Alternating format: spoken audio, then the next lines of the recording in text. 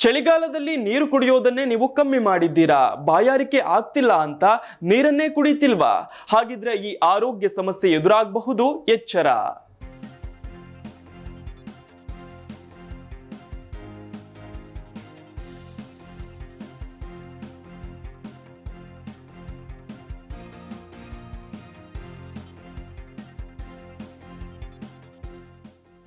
ಚಳಿಗಾಲದಲ್ಲಿ ನೀರು ಕುಡಿಯೋದೇ ಕಮ್ಮಿ ಆಗಿದ್ಯಾ?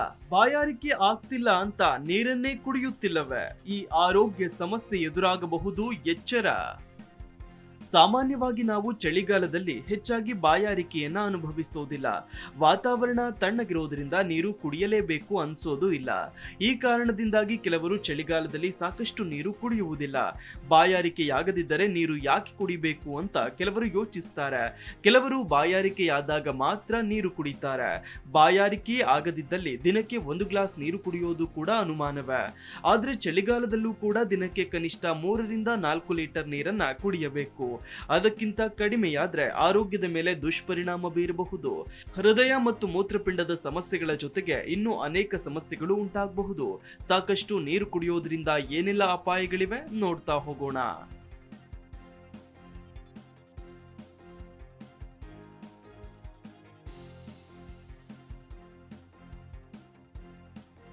ಮೊದಲಿಗೆ ತಲೆನೋವು, ಆಯಾಸ. ಚಳಿಗಾಲದಲ್ಲಿ ದೇಹವು ಸಾಕಷ್ಟು ನೀರು ಕುಡಿಯದಿದ್ದರೆ ತಲೆನೋವು ಹೆಚ್ಚಾಗಿ ಕಾಣಿಸಿಕೊಳ್ಳುತ್ತೆ. ಆಯಾಸ ಮತ್ತು ಆಲಸ್ಯದ ಭಾವನೆ ಉಂಟಾಗುತ್ತೆ. ಬಾಯಾರಿಕೆ ಇಲ್ಲದಿದ್ದರೂ ದೇಹದಲ್ಲಿ ನಿರ್ಜಲೀಕರಣ ತಡೆಯುವುದಕ್ಕೆ ನೀರು ಕುಡಿಯುವುದು ಅತ್ಯಗತ್ಯ. ಅದಕ್ಕಾಗಿಯೇ ಚಳಿಗಾಲದಲ್ಲಿ ವಿಶೇಷ ಕಾಳಜಿ ವಹಿಸಬೇಕು. ಸಾಕಷ್ಟು ನೀರು ಕುಡಿಯೋದು ಅತ್ಯಗತ್ಯ. ಇನ್ನು ಹೃದಯದ ಮೇಲೆ ಪರಿಣಾಮ. ಸಾಕಷ್ಟು ನೀರು ಕುಡಿಯದಿದ್ದರೆ ದೇಹದಲ್ಲಿನ ಪೊಟ್ಯಾಷಿಯಂ ಮತ್ತು ಸೋಡಿಯಂನ ಎಲೆಕ್ಟ್ರೋಲೈಟ್ ಸಮತೋಲನದ ಮೇಲೆ ಪರಿಣಾಮ ಬೀರುತ್ತೆ. ಇದು ಹೃದಯದ ಕಾರ್ಯನಿರ್ವಹಣೆಯಲ್ಲಿ ಸಮಸ್ಯೆಗಳನ್ನು ಉಂಟು ಮಾಡುತ್ತೆ. ಹೃದಯದ ಪ್ರತಿಕ್ರಿಯೆಯಲ್ಲಿ ಅಸಮತೋಲನ ಹೆಚ್ಚಾಗುತ್ತೆ. ಕಡಿಮೆ ನೀರು ಕುಡಿದ್ರೆ ದೇಹದಲ್ಲಿ ರಕ್ತ ಸಂಚಾರ ಸರಿಯಾಗಿ ಆಗುವುದಿಲ್ಲ. ಇದರಿಂದ ಹೃದಯದ ಮೇಲಿನ ಒತ್ತಡವೂ ಹೆಚ್ಚಾಗುತ್ತೆ. ಒಟ್ನಲ್ಲಿ ಸಾಕಷ್ಟು ನೀರು ಕುಡಿಯದಿದ್ದರೆ ಹೃದಯದ ಮೇಲೆ ಹೆಚ್ಚಿನ ದುಷ್ಪರಿಣಾಮ ಬೀರಬಹುದು. ಇನ್ನು ಜೀರ್ಣಕಾರಿ ಸಮಸ್ಯೆಗಳು. ಸಾಕಷ್ಟು ನೀರು ಸೇವನೆ ಮಾಡದಿದ್ದರೆ ಜೀರ್ಣಾಂಗ ವ್ಯವಸ್ಥೆಯು ಸರಿಯಾಗಿ ಕೆಲಸ ಮಾಡುವುದಿಲ್ಲ. ಇದರಿಂದ ತಿಂದ ಆಹಾರ ಬಹುಕಾಲ ಜೀರ್ಣವಾಗದೆ ದೇಹ ಭಾರವಾದಂತಾಗುತ್ತದೆ. ಅಲ್ಲದೆ ನೀರು ಕುಡಿಯುವುದು ಕಡಿಮೆಯಾದ್ರೆ ದೇಹದಲ್ಲಿರುವ ತ್ಯಾಜ್ಯಗಳು ಹೊರಗೆ ಹೋಗುವುದು ಕಷ್ಟವಾಗುತ್ತೆ. ತ್ಯಾಜ್ಯದ ಶೇಖರಣೆಯು ಅಂಗಗಳ ಕಾರ್ಯನಿರ್ವಹಣೆಯ ಮೇಲೆ ಪ್ರತಿಕೂಲ ಪರಿಣಾಮ ಬೀರುತ್ತೆ. ಇನ್ನು ಮೂತ್ರಪಿಂಡಗಳಿಗೆ ಅಪಾಯ.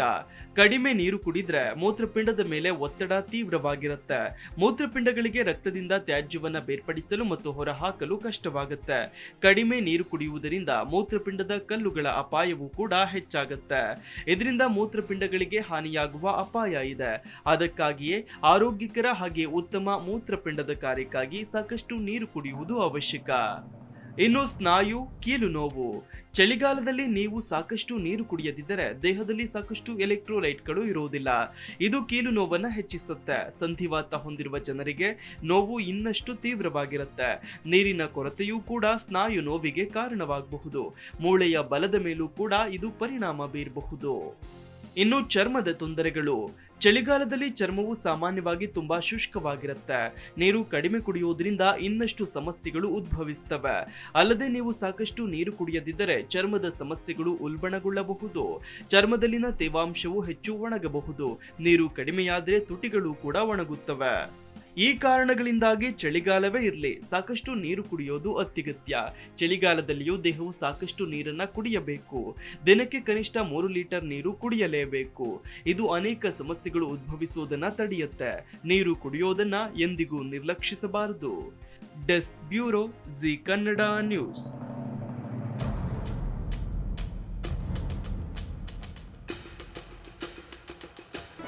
ಜಿ ಕನ್ನಡ ನ್ಯೂಸ್ ಈಗ ನಿಮ್ಮ ಮನೆಯಲ್ಲೇ ನೋಡಿ. ಎಲ್ಲ ಕೇಬಲ್ಗಳಲ್ಲಿ ಈಗ ಲಭ್ಯ.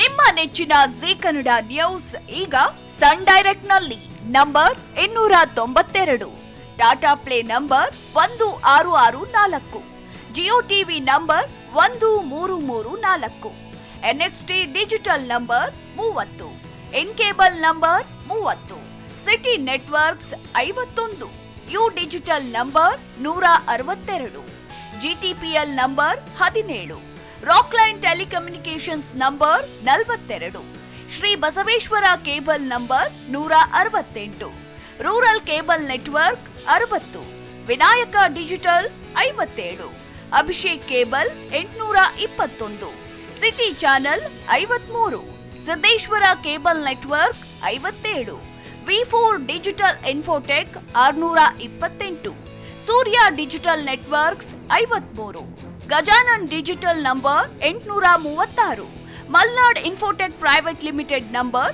56, metrocast number 830, victory digital number 167ರಲ್ಲಿ ನೋಡಿ ಆನಂದಿಸಿ.